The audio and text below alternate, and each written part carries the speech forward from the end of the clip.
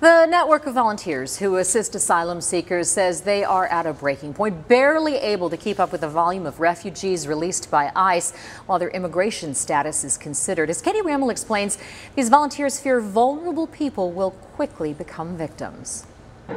Dropped off at a bus stop near the airport, approximately 50 asylum seekers released from ICE custody Friday wait to find out where they're going next. Up until this recent week, the Last Mile was in charge of providing asylum seekers with prepaid phones to help them get to their destination safely. She says Last Mile's mission changed last week when an estimated 500 asylum seekers were let off at the Greyhound station because there were no churches able to accept new immigrants.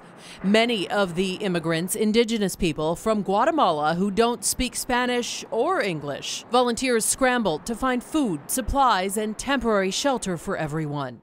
The processing centers are overwhelmed. We are aware of that. The churches are overwhelmed. We are aware of that because we're experiencing that.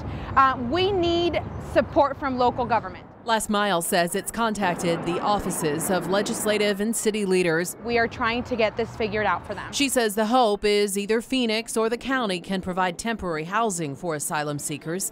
ICE has processed 14,500 people in Arizona just since Christmas. The agency says it recognizes the strain on local resources as it deals with the high volume of families crossing the border.